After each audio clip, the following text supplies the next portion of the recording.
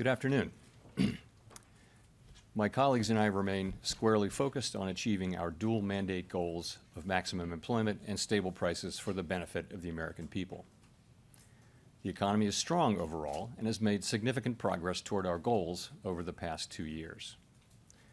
The labor market has cooled from its formerly overheated state and remains solid. Inflation has eased substantially from a peak of 7% to 2.1% as of September.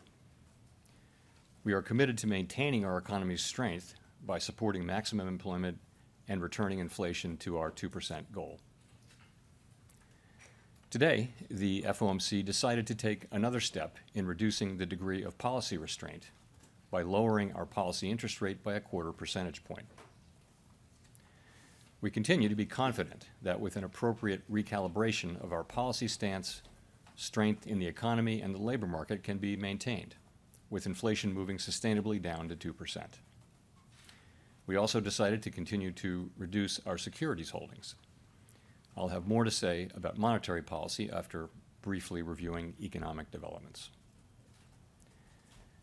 Recent indicators suggest that economic activity has continued to expand at a solid pace. GDP rose at an annual rate of 2.8% in the third quarter, about the same pace as in the second quarter. Growth of consumer spending has remained resilient, and investment in equipment and intangibles has strengthened. In contrast, activity in the housing sector has been weak. Overall, improving supply conditions have supported the strong performance of the U.S. economy over the past year. In the labor market, conditions remain solid. Payroll job gains have slowed from earlier in the year, averaging 104,000 per month over the past 3 months. This figure would have been somewhat higher were it not for the effects of labor strikes and hurricanes on employment in October. Regarding the hurricanes, let me extend our sympathies to all the families, businesses, and communities who have been harmed by these devastating storms. The unemployment rate is notably higher than it was a year ago, but it has edged down over the past 3 months and remains low at 4.1% in October. Nominal wage growth has eased over the past year, and the jobs-to-workers gap has narrowed. Overall, a broad set of indicators suggests that conditions in the labor market are now less tight than just before the pandemic in 2019. The labor market is not a source of significant inflationary pressures. Inflation has eased significantly over the past 2 years. Total PCE prices rose 2.1% over the 12 months ending in September, excluding the volatile food and energy categories. Core PCE prices rose 2.7%. Overall, inflation has moved much closer to our 2% longer-run goal, but core inflation remains somewhat elevated. Longer-term inflation expectations appear to remain well anchored, as reflected in a broad range of surveys of households, businesses, and forecasters, as well as measures from financial markets. Our monetary policy actions are guided by our dual mandate to promote maximum employment and stable prices for the American people. We see the risks to achieving our employment and inflation goals as being roughly in balance, and we're attentive to the risks to both sides of our mandate. At today's meeting, the committee decided to lower the target range for the federal funds rate by 1/4 percentage point to 4.5% to 4.75%. This further recalibration of our policy stance will help maintain the strength of the economy and the labor market and will continue to enable further progress on inflation as we move toward a more neutral stance over time. We know that reducing policy restraint too quickly could hinder progress on inflation. At the same time, reducing policy restraint too slowly could unduly weaken economic activity and employment. In considering additional adjustments to the target range for the federal funds rate, the committee will carefully assess incoming data, the evolving outlook, and the balance of risks. We are not on any preset course. We will continue to make our decisions meeting by meeting. As the economy evolves, monetary policy will adjust in order to best promote our maximum employment and price stability goals. If the economy remains strong and inflation is not sustainably moving toward 2%, we can dial back policy restraint more slowly. if the labor market were to weaken unexpectedly, or inflation were to fall more quickly than anticipated. We can move more quickly. Policy is well positioned to deal with the risks and uncertainties that we face in pursuing both sides of our dual mandate.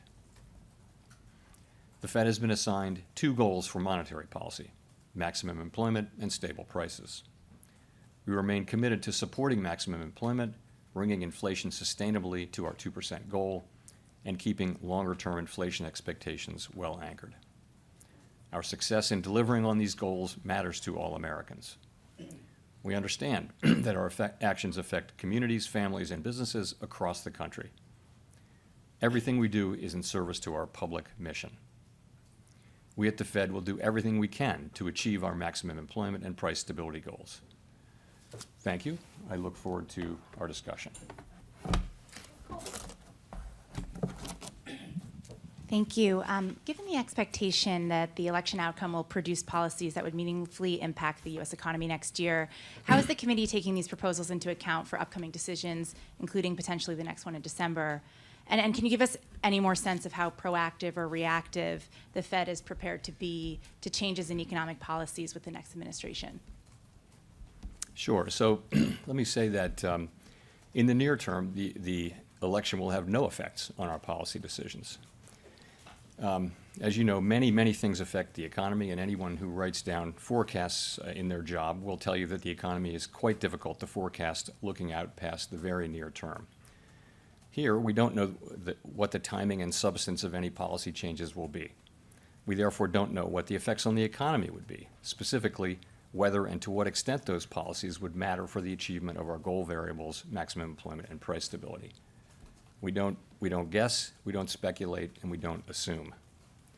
Now, just in principle, it's possible that any administration's policies or policies put in place by Congress could have economic effects that over time that would matter for our pursuit of our dual mandate goals. So we, along with countless other factors, forecasts of those economic effects would be included in our models of the economy and would be taken into account through that channel. Nick.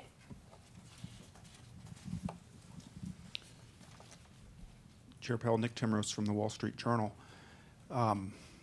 Roughly 1 year ago, when the 10-year Treasury was flirting with 5% and 30-year mortgage rates were near 8%, you noted how higher borrowing costs, if they were sustained, could weigh on economic activity. Given that you've said you believe policy is restrictive and the Fed is now dialing back that restriction, are the growth risks presented by higher U.S. Treasury yields today any different from those you identified 1 year ago when inflation was still meaningfully above your target? So I would just say this: we've watched the run up in bond rates, and it's nowhere near where it was, of course, a year ago. I guess the long run rates are well below that level. So we're watching that. Things have been moving around, and we'll see where they settle. I think it's too early to really say where they settle. Ultimately, I'm sure we've all read these decompositions of what, and I certainly have, but it's not really our job to provide our specific decomposition. I will say, though, that it appears that the moves are not principally about higher inflation expectations. They're really about a sense of more likelihood of stronger growth and perhaps less in the way of downside risks. So that's what they're about. We do take financial conditions into account if they're persistent and if they're material. Then we'll certainly take them into account in our policy. But I would say we're not at that stage right now. It's just something that we're watching. And again, these things don't really have mainly to do with Fed policy, but to do with other factors in the economy. If I could follow up, is the September SEP, are those rate projections still valid? Do they still seem relevant given where we are now? You get halfway through the cycle between the last set and the next set. I wouldn't want to comment one way or the other. Let's talk about the data we've gotten since the last meeting. So in the main, the economic activity data have been stronger than expected. The NIPA revision was stronger. Certainly the September employment report was stronger. The October report, not stronger. Retail sales stronger. So overall, though, I think you take away a sense of some of the downside risks to economic activity having been diminished with the NIPA revisions in particular. And so overall, feeling good about economic activity. So I think we would factor that in. At the same time, we got one inflation report, which it wasn't terrible, but it was a little higher than expected. So I think really the question is December, and by December we'll have more data. I guess one more employment report, two more inflation reports, and lots of other data, and we'll make a decision as we get to December.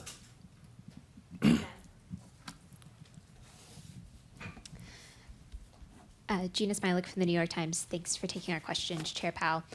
When it comes to December, what will you be looking at specifically as you try to make that decision? And then as of the Fed's economic projections in September, you had written down 4 quarter-point interest rate cuts in 2025. Do you still think that those are likely? Is that sort of the baseline outlook at this point, or has that shifted? And if it shifted at all, can you give a little bit of detail as to why? I can't. We don't fill out an SEP, and I can't characterize one that wasn't filled out today. So I can't really speak for kind of exactly where the committee is. I will just say for December, we're going to be, again, at every meeting, we're going to be looking at the incoming data and how that affects the outlook. As you know, we're in the process of recalibrating from a fairly restrictive level at 5.33%. After today's move, we're down 75 basis points. And we're asking ourselves, is that where we need to be? That we're trying to steer between the risk of moving too quickly and perhaps undermining our progress on inflation, or moving too slowly and allowing the labor market to weaken too much. We're trying to be on a middle path where we can maintain the strength in the labor market while also enabling further progress on inflation. We think that's where we are, but that's the question we're going to be asking in September. And in other meetings. And again, I can't really update you on the committee's thinking because we don't fill out an SEP at this meeting. Yeah, totally appreciate that. I guess when it comes to your own thinking, do you think that a full percentage point of rate cuts in 2025 is a reasonable outlook? Again, we're going to wait and see how things come in December. I mean, it's just, I would put it this way. We're on a path to a more neutral stance. And that's very much what we're on. That has not changed at all since September. We're just going to have to see where the data lead us. We have, a whole 6 weeks of data to look at to make that decision in December. Obviously, I'm not ruling it out or in, but I would say, I would say that, again, we didn't update the SEP, so I'm not going to characterize, where the committee would be.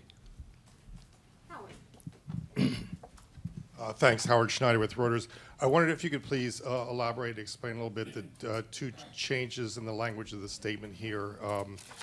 In the first paragraph, when you say inflation has made progress, dropping the word further progress, and in the second paragraph, dropping the sentence that the committee had gained greater confidence that inflation was progressing towards its 2% goal. Is there any policy substance behind either of those changes in language? Is it meant to open the door to a December pause? Is it meant to communicate anything about the stickiness of core inflation the last 3 months?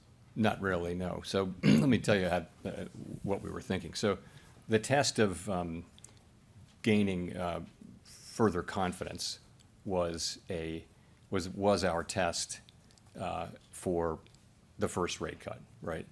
And so we met that test in September, and therefore we take that test out. If you leave it in, then it's new forward guidance. It's brand new forward guidance. What do you mean by it? Are you requiring yet further? We have to say yes or no at every meeting whether we've made further progress. The point is we have gained confidence that we're on a sustainable path down to 2%.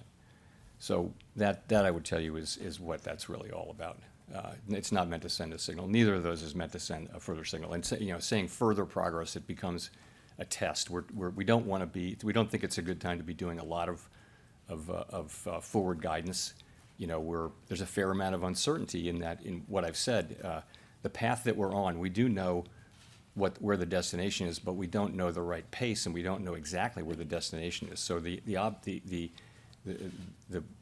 point is to find that.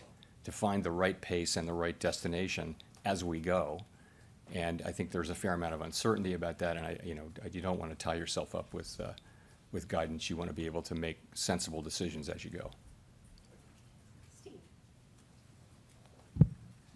Steve Leisman, CNBC. Mr. Chairman, you talked about higher rates, perhaps from an expectation of higher growth. You didn't talk about it in terms of expectations of higher deficits. Is that something you think might be behind the recent rise in interest rates, and is that are rising deficits a concern to you?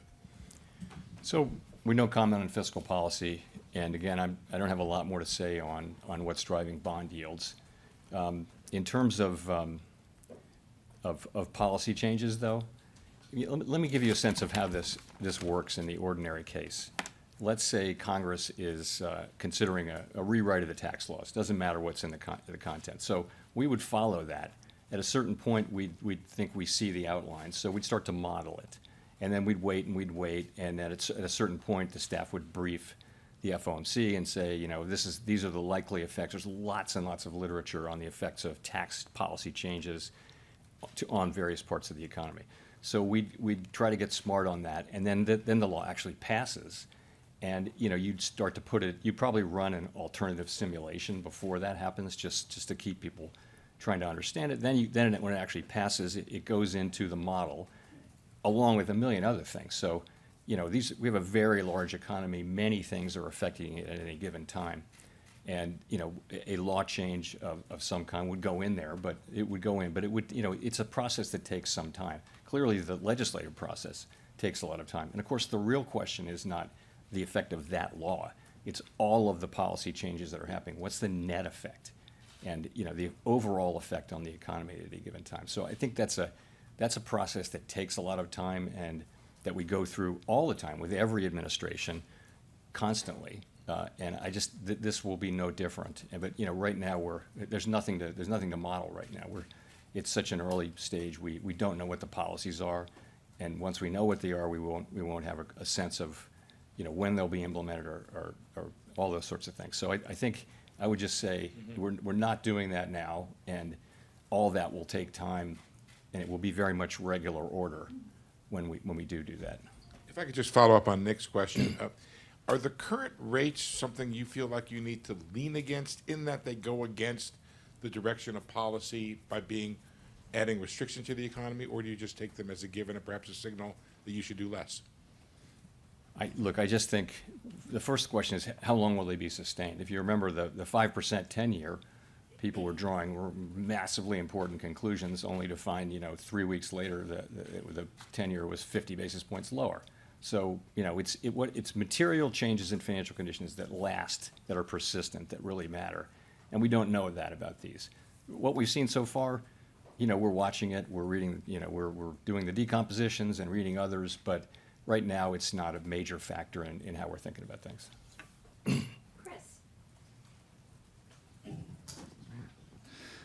Thank you, Chris Rugaber at Associated Press. You mentioned the positive economic data that we've seen since the September meeting, including the revisions to things like savings, higher GDP growth. We saw a stock market jump yesterday. That's renewed some of the questions about why do many cuts at all in this with this backdrop. So you're right. As I mentioned, and as you mentioned, the latest economic data have been strong, and that's, of course, a great thing and highly welcome. But, of course, our mandate is maximum employment and price stability, and we think that even with today's cut, policy is still restrictive. We understand it's not possible to say precisely how restrictive, but we feel that it is still restrictive. And if you look at our goal variables, the labor market has cooled a great deal from its overheated state of 2 years ago and is now essentially in balance. It is continuing to cool, albeit at a modest rate. And we don't need further cooling, we don't think, to achieve our inflation mandate. So that's the labor market. Inflation has moved down a great deal from its highs of 2 years ago, and we judged, as I mentioned, that it's on a sustainable path back to 2%. So the job's not done on inflation. But if you look at those two things, we judged in September that it was appropriate to begin to recalibrate our policy stance to reflect this progress, and today's decision is really another step in that process. Overall, as I mentioned, we believe that with an appropriate recalibration of our policy stance, we can maintain strength in the labor market even as our policy stance enables further progress toward our inflation goal. Great. And just to follow up, what might cause you to pause rate cuts in December? What kind of economic data would lead you to that path? Thank you. So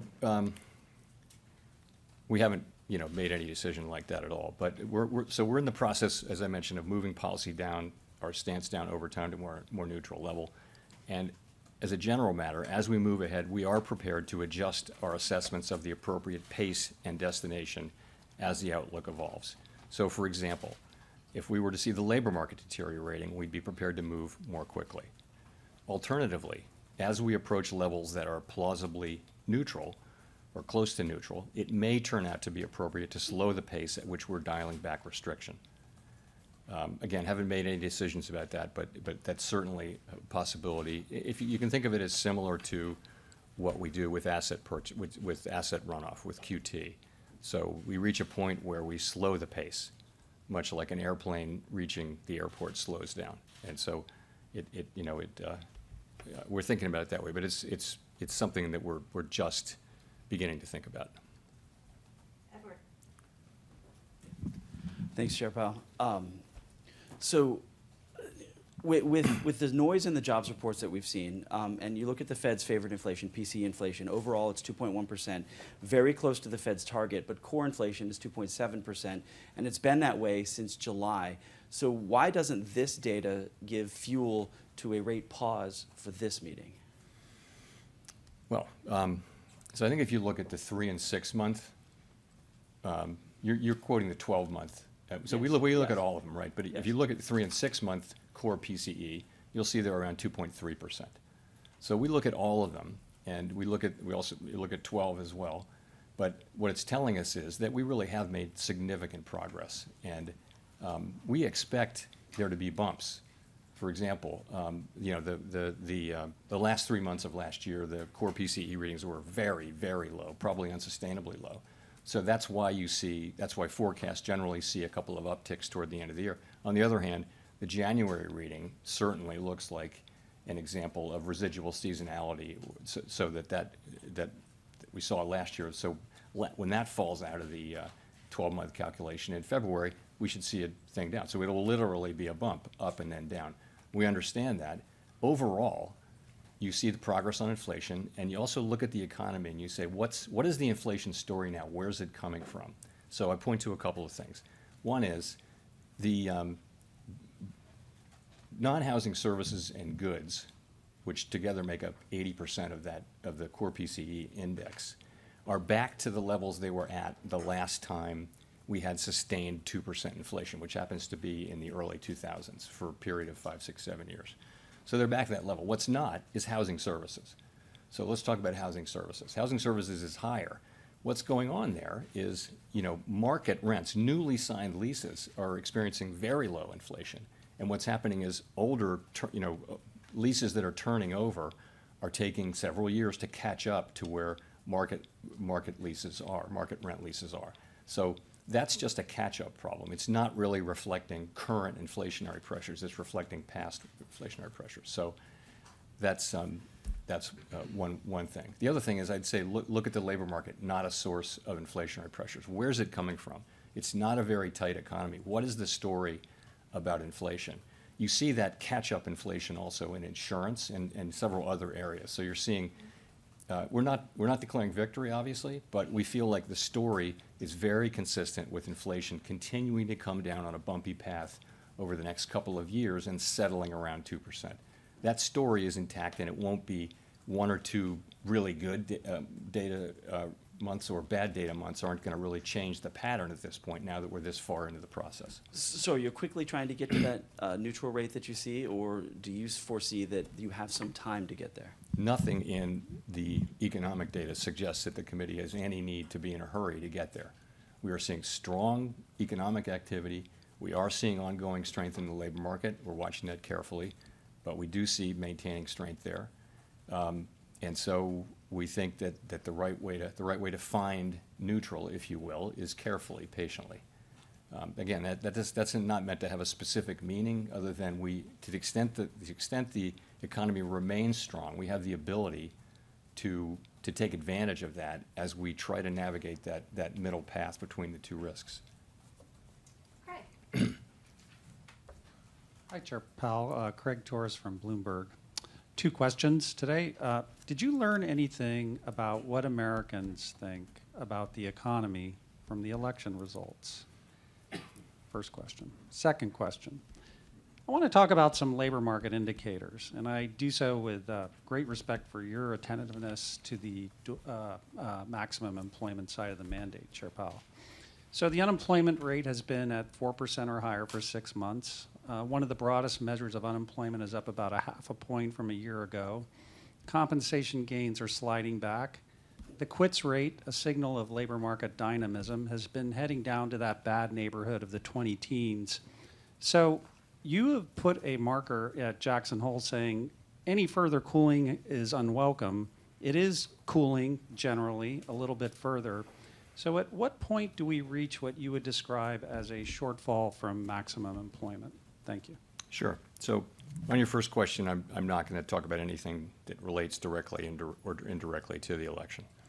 On the second one, this is the great question, and it's the one we think about all the time. So I'll just say a couple things. There's nothing really surprising here. What we know is that the unemployment rate is low. We also know that it's moved up significantly from a year or so ago. So we've seen a big change upward in unemployment. Sometimes that has meant bad things. So far, it doesn't appear to be. It appears that I wouldn't say that the labor market has fully stabilized, because I do think it's continuing to very gradually cool, but it seems to be in a good place. And our policy, of course, is designed to keep it in that good place, to maintain the strength in the labor market while also enabling further progress on inflation. You mentioned a bunch of indicators, and you're right. The openings to unemployment rate is back to a normal level. I would characterize it more broadly as normalizing. You mentioned wages. Wages are still running just a bit above where they would need to be consistent with 2% inflation, unless productivity is going to remain at this high level. If we see productivity, more sustainably at these high levels, then that would sustain higher wage gains. So I would say, in fact, you can say it the other way, that wage increases are now consistent with 2% inflation given current productivity readings. But of course, the lore on productivity readings is whenever you see high readings, you should assume they're going to revert pretty quickly to the longer-term trend. That has always been the case for 50 years. But it may be that we're now 5 years. If you look at the NIPA revisions that came out a month ago, we're 5 years into a nice set of productivity readings, which are sustained and very healthy. But overall, it's a good labor market. We could talk about 20 different data series. We'll be looking at all of them, of course. We don't want the labor market to soften much from here. We don't think we need that to happen to get inflation back to 2%. Victoria. Hi, Victoria Guido with Politico. Some of the president-elect's advisors have suggested that you should resign. If he asked you to leave, would you go? No. Can you follow up on, do you think that legally you're not required to leave? No.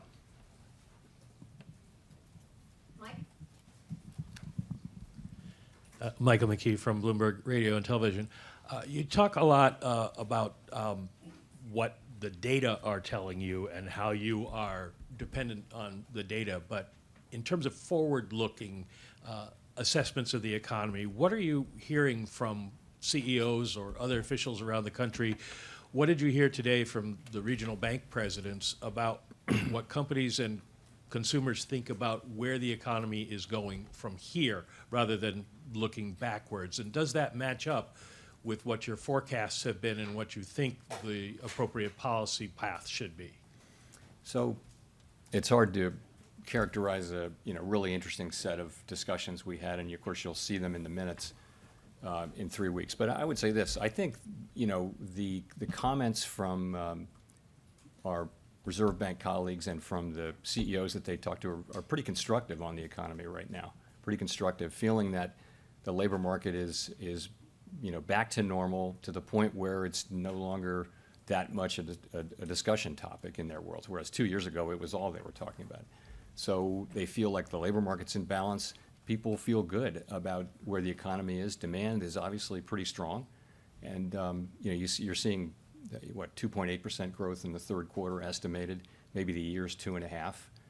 This is a strong economy. It's actually remarkable how well the U.S. economy has been performing with, strong growth, a strong labor market, inflation coming down.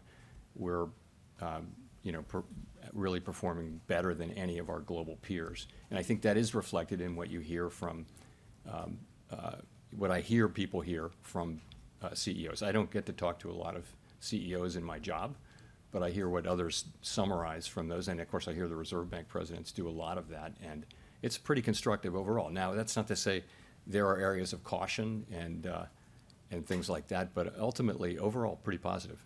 Well, to follow up the areas of caution, if there were black clouds on the horizon that you identified as something you're watching, what would they be?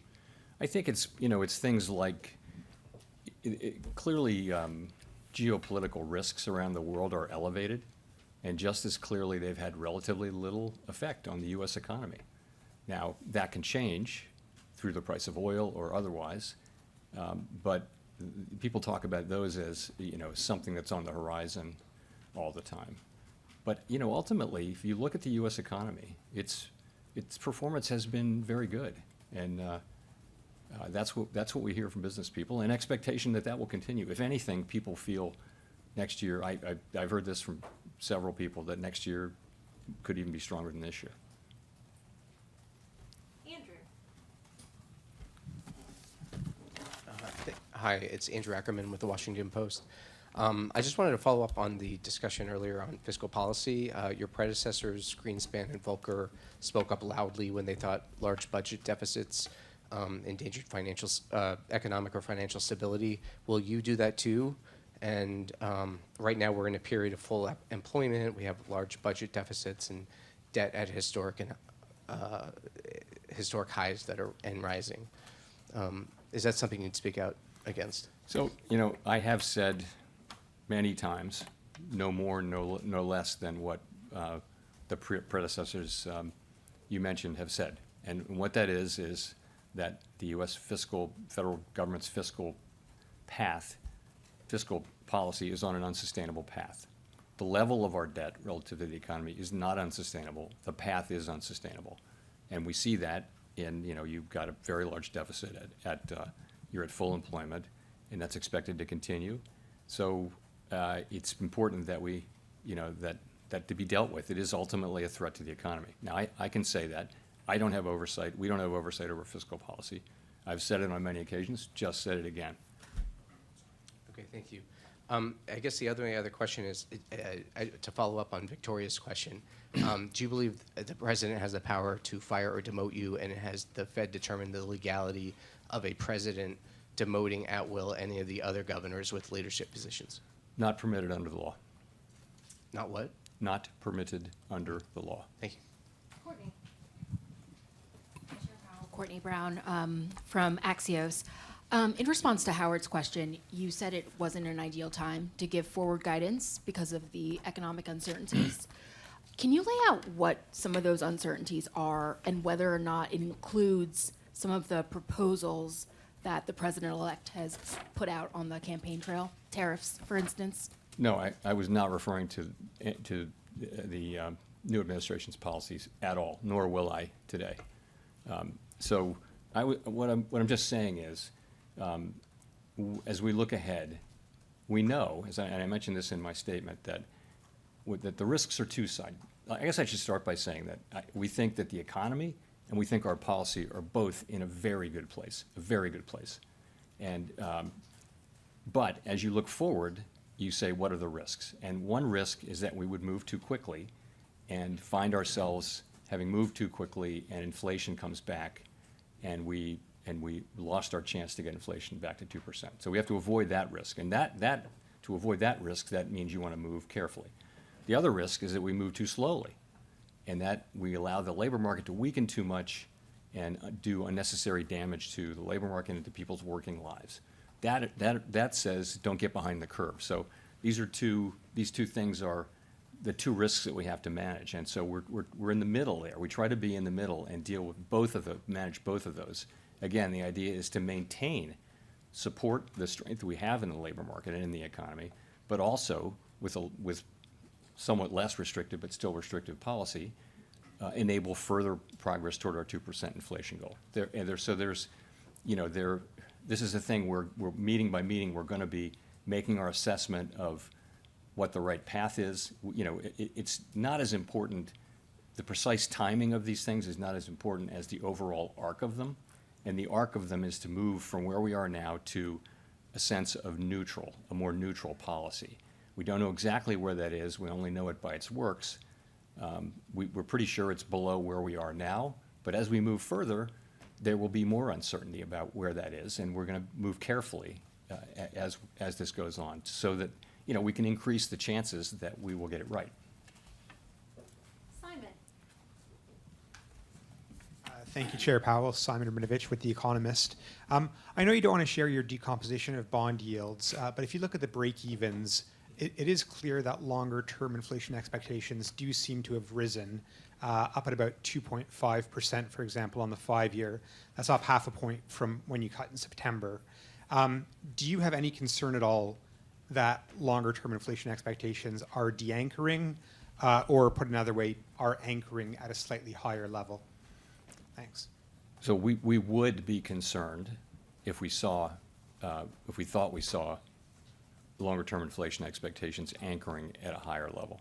That's not what we're seeing. We're still seeing, between surveys and market readings, broadly consistent with, I looked at the 5-year earlier today, and it's probably moved, but it's just not, it's kind of right where it's been, and also it's pretty close to consistent with 2% PCE inflation. So that's been a traditional one that we look at a lot. But overall, expectations seem to be, and really have throughout this, in a place that's consistent with 2% inflation. But you're right to say we watch that very carefully, and we will not allow inflation expectations to drift upward. But that's really why we reacted so sharply back in 2022, was to avoid that.